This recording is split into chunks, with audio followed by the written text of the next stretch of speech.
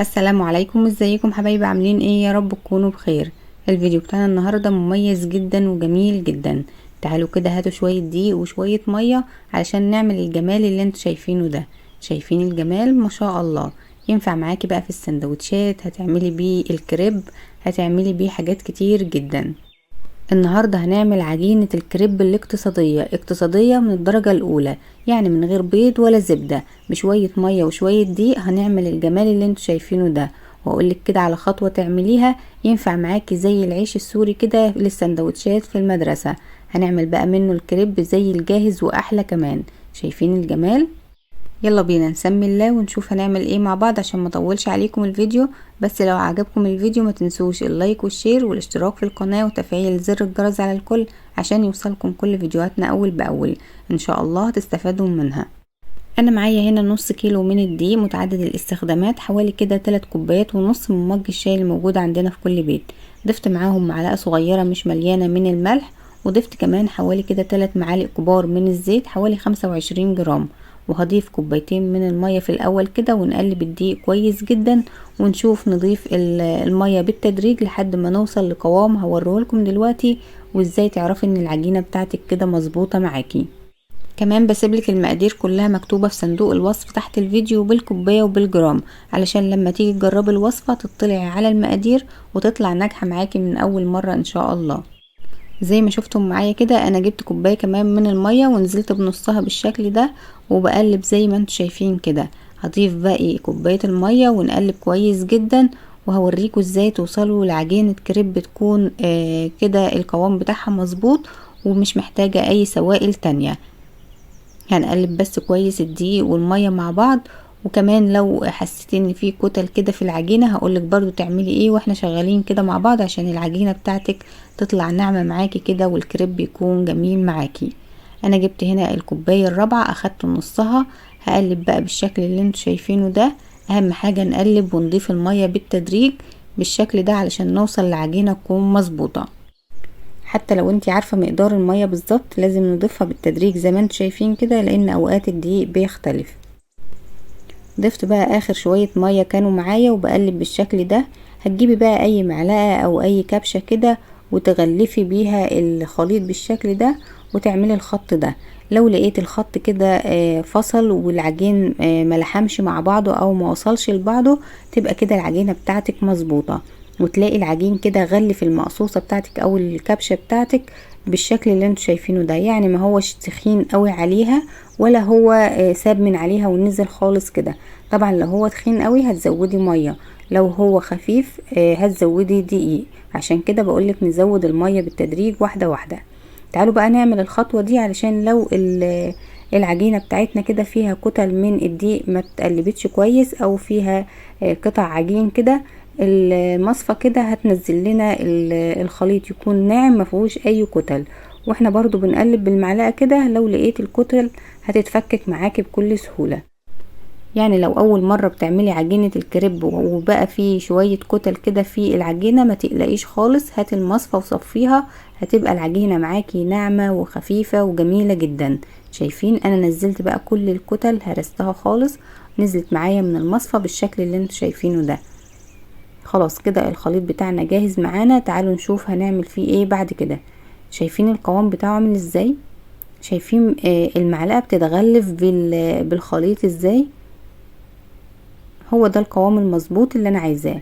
هي اخدت معايا 4 كوبايات من مج الشاي اللي موجود عندنا في كل بيت ده. طبعا سعة الكوباية 200 ملي من المية. هكتب لكم زي ما قلت لكم برضو كل المقادير في صندوق الوصف. بعد كده بقى هنغطي العجينة بتاعتنا دي بستريتش راب كده او بكيسة ونسيبها ترتاح، يعني ترتاح حوالي كده 10 دقايق ربع ساعة. ممكن تسيبيها ساعتين 3 براحتك خالص. طبعا هي مفيهاش خميرة ولا اي حاجة، هنسيبها ترتاح براحتها كده عشان هتدينا نتيجة افضل لما نسيبها ترتاح. تعالوا بقى نحضر الحشوة بتاعتنا كده في السريع، واقول لكم برضو على بدايل الحشوة اللي معايا. انا هنا معايا صدر فرخة كده حوالي نص كيلو، قطعته لقطع صغيرة زي الشاورما كده، وهنبدأ نتبله ونحط له بقى شوية خضار كده وشوية فلفل الوان، وهتبقى دي الحشوة بتاعتنا. لكن انت ممكن تعمليها بطاطس وجبن بس، ممكن تعمليها لحمة مفرومة، ممكن تعمليها ستريبس. احنا عملناها قبل كده مع بعض الستريبس، وعملنا طريقته بالظبط في الفيديو، كانت جميلة جدا.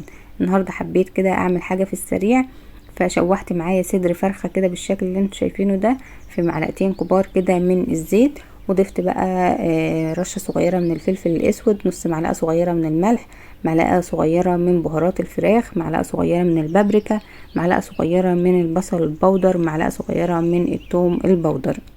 طبعا الفراخ بنغسلها كويس جدا الاول، وبعد كده بنصفيها من المية ونقطعها وننزل في الطاسة وهي سخنة والنار عالية ونشوحها بالشكل اللي انتوا شايفينه ده. طبعا عشان ما كانش معايا وقت فما تبلتش الفراخ من قبلها، تبلتها على النار كده معاكم وكانت برضو جميلة جدا. لو معاكي وقت قطعيها كده وتبليها وسيبيها شوية. هنا بصراحة كان معايا ربع يعني نص الصدر كده ربع فرخة، كنت عايزة اسويه في طاسة كده لوحده عشان هنعمل بيه وصفة تانية، فانا قلت بدل ما احط طاسة تانية على النار استغليت الطاسة دي وحطيته كده جنبي، قلت حتى ياخد من التتبيلة وياخد من ريحة الخضار، وبعد كده هنبقى نشوفه في فيديو تاني ان شاء الله ونعمل بيه وصفة جميلة جدا. انتظروا الفيديو هيعجبكم جدا. هنفضل بقى نقلب الفراخ بالشكل ده على نار عالية علشان تاخد صدمة كده وتتشوح معانا من غير ما تنزل اي سوائل. تعالوا بقى نشوف الاضافة اللي بعد كده. انا هضيف حوالي كده معلقة كبيرة من الصويا صوص، او لو مش متوفر عندك ممكن معلقة كبيرة من عسل النحل، او معلقة كبيرة من العسل الاسود، او معلقة كبيرة من الكاتشب اللي متوفر عندك، ولو مش موجود خالص مفيش اي مشكلة. هنقلب بقى بالشكل ده كل ده وانا شغاله على نار عاليه علشان زي ما قلت لكم الفراخ تاخد صدمه كده وما تنزلش اي سوائل.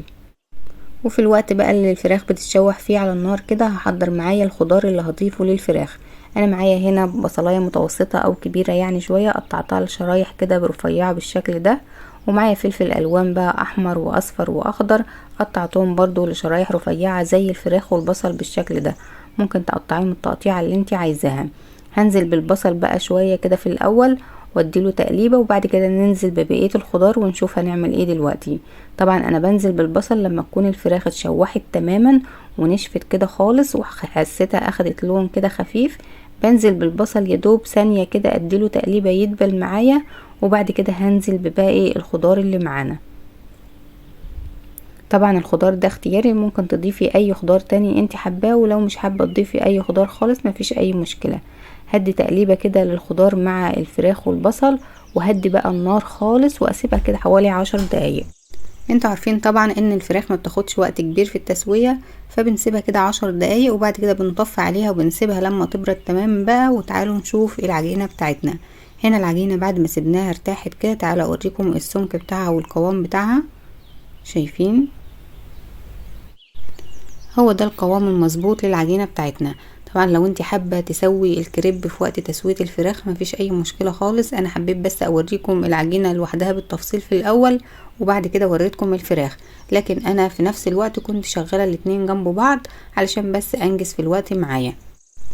انا بحب بقى افضي العجينه بتاعتي في دورق كده او شفشه علشان تسهل عليا افرد العجينه بتاعتي كويس جدا، او ممكن تستخدمي اي كبشه او اي كوبايه كده وتصب بيه العجينه. انا حطيت بقى طاسه الكريب كده على النار متوسطه، بديها نقطه بسيطه جدا من الزيت وبمسحها بالمنديل بالشكل اللي انتوا شايفينه ده، مش بنخلي عليها زيت خالص. شايفين؟ انا عايزاها كده علشان طبعا الكريب ما يلزقش فيها. واول ما الطاسه بتاعتنا تسخن معانا بنميلها كده بالشكل اللي انتوا شايفينه ده، وبحاول اصب كده الخليط من فوق من على حرف الطاسه لحد ما ينزل ويغطي الطاسه كلها بالشكل ده، وتلف الصاج بتاعك بقى او الطاسه بتاعتك كده داير ما يدور لحد العجينه بتاعتك ما تتفرد تماما. دي اسهل طريقه تفردي بيها الكريب. وطبعا ما تصبيش كتير علشان الكريب بتاعك ما يبقاش تخين او يكون طبقه كبيره كده من العجينه على الطاسه. حط بس حاجه بسيطه كده ولف الطاسه داير ما يدور كده، هتلاقي بيتفرد معاك بكل سهوله، والسمك بتاعه بيكون بالشكل اللي انتوا شايفينه ده. انا حاولت اجيبه لكم من قريب شويه، وهنا بوريكم ان الاطراف بتاعه الكريب فصلت كده عن الطاسه كده، خلاص اتشمعت من تحت وجاهزه ان انت تقلبيها. قبل كده ما تجيش يمتها خالص. طبعا النار متوسطة بنسيبها على النار تماما، ما بنجيش يمتها لحد ما الاطراف بتاعتها تكون انفصلت زي ما وريتكم كده. ببدأ اقلبها بسرعة بالشكل ده، طبعا علشان الطاسة حجمها كبير فالكريب معايا حجمه كبير، فلازم اقلبه بايديا بالشكل ده. لكن لو انت عامله بقى في طاسه صغيره او كده حاولي تقلبيها بالمعلقه او بالاسباتيولا كده هتساعدك، علشان طبعا بتكون سخنه جدا. وبقلبها بقى على الجنب ده شويه والجنب ده شويه علشان تاخد تسويتها المظبوطه. هنا بقى هقولك لو انت حابه تعمليه يكون زي العيش كده ويكون مستوي معاكي، هتسيبيه على النار شويه وياخد لون من فوق ومن تحت كده، هيبقى عامل معاكي زي العيش السوري بالظبط او عيش التورتيلا، بيكون جميل جدا في السندوتشات. لكن عشان انا هعمله كريب او هنعمله كده زي الكريب اللي بيتباع بره، فانا يدوب كده هيتشمع من الجنب ده شويه والجنب ده شويه، مش هديله لون كتير شويه علشان ما ينشفش مني، عشان اعرف اطبقه بعد كده. شايفين انا لو سبتها على النار هتنتفخ كده وتبقى عامله زي رغيف العيش، وطول ما انت بتحركيها كده وبتضغطي عليها بالمعلقه او بالاسباتيولا بتاعتك هتلاقيها هتنتفخ معاكي وتكون عامله زي العيش بالظبط. شايفين الجمال ما شاء الله. على طول يقلبيه كده من الجنب ده للجنب ده عشان ياخد تسويته المظبوطه، يعني ما تسيبوش لما ياخد تسويه كامله من جنب وبعد كده تقلبيه على الجنب التاني، لا افضلي قلبيه كده بالشكل اللي انتوا شايفينه ده لحد ما يوصل معاكي للجمال ده. هنا بقى لو انت عايزاه يبقى زي رغيف العيش كده افضلي قلبيه من الناحيه دي شويه والناحيه دي شويه لحد ما ياخد لون كمان من الجنب التاني. هنا انا وريتكم واحده كمان ببدأ اقلبها بالشكل اللي انتوا شايفينه ده. شايفين قلبتها قبل ما تاخد اي لون، يدوب بس اتشمعت معايا. اول ما تتشمع وتلاقي الاطراف فصلت كده عن حرف الطاسة يبقى كده هي خلاص فصلت من الطاسة كلها، تقدري تقلبيها مفيش اي مشكلة. عايزه اقولك نقطة كمان، لما تيجي تحطي المرة التانية الطاسة طبعا هتكون سخنة جدا، فيا اما تهدي النار او ترفعي الطاسة من على النار وتمسحيها مسحة الزيت الخفيفة زي ما وريتكم كده، وبعد كده تحطي القطعة اللي بعد كده او تحطي الكمية اللي بعد كده، علشان طبعا الطاسة ما تكونش سخنة قوي وتحرق لك الكريب بتاعك وكمان يلزق في الطاسة ما تعرفيش تقلبيه. شايفين بقى بيكون طري ازاي؟ بطلعه كده على بعضه بالشكل اللي انتوا شايفينه ده، بيكون طري معايا وبيتقفل معايا زي ما انتوا شايفين كده. في الوقت ده كانت الفراخ خلاص استوت معايا وبقت بالجمال اللي انتوا شايفينه ده. تعالوا بقى نعمل احلى سندوتش كريب كده. لو حابة تعمليه شكل مثلث او حابة تعمليه زي السندوتش كده اللي هو المستطيل مفيش مشكلة، بينفع معاكي بقى في اللانش بوكس في الوقت كده الولاد عايزين حاجة سريعة وهم بيذاكروا، جميل جدا. والحشوة والاضافات دي زي ما تحبي بقى، اي حاجة موجودة عندك عايزة تعمليها سندوتش اعمليها. انا حطيت شوية من الكاتشب وشوية من المايونيز وكنت محمرة معايا كده شوية من البطاطس، حطيتهم مع الفراخ اللي احنا عملناها مع بعض، وشوية من الميكس الجبن بالشكل اللي انتوا شايفينه ده. وهبدأ اقفل السندوتش بتاعي رول كده، وبعد كده هقسمه لنصين هيكون عامل زي السندوتش، هينفع جدا في اللانش بوكس. طبعا بعد ما بعمله كده بحطه على الجريل كده او على الطاسه بمعلقه زبده صغننه كده، ياخد تحميصه بس من بره، بيكون طعمه جميل جدا. ولو مش حابه مفيش اي مشكله. تعالوا بقى نعمل الشكل المثلث. انا بتني كده ربع الكريب بالشكل اللي انتوا شايفينه ده، وبعد كده برضه هحط نفس الاضافات اللي انا ضفتها مايونيز وكاتشب، بحاول بقى احطها في النص بالشكل اللي انتوا شايفينه ده علشان نقفل الكريب بتاعنا على شكل مثلث. بحط برضو شوية من الفراخ وشوية من البطاطس وشوية من الجبن الميكس الجبن. طبعا عايزة اقولك ممكن تعملي بطاطس بس، ممكن تعملي اي حاجة بقى الولاد بيحبوها.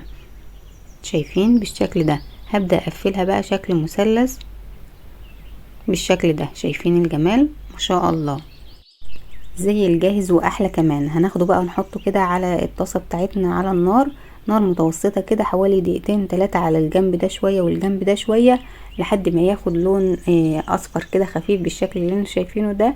الجبنة بتسيح وبيدي قرمشة كده للعجينة بتاعتنا من بره، بيكون طعمه جميل جدا. عايزة اقول لكم من نص كيلو دي اللي انا استخدمته طلع معايا 8 كريبات حجمهم كبير، يعني الطاسة بتاعتي حجمها كبير. لكن لو انت هتعملي الكريب بحجم متوسط، طاسة صغيرة شوية، هيعمل معاكي من 10 ل 12 كريباية، هيكون جميل جدا. ممكن بقى تعملي لك كمية كبيرة كده وتشيليها في الفريزر، تنفع معاكي جدا في اللانش بوكس. وبكده الفيديو بتاعنا يكون خلص. اتمنى ان يكون عجبكم واتمنى ان انتوا تجربوه، ولو عجبكم ما تنسوش اللايك والشير وتسيبوا لي تعليق صغير كده تحت الفيديو لانه بيفرحني وبيشجعني جدا. وانتظروني في الفيديو الجاي ان شاء الله، والسلام عليكم ورحمة الله وبركاته.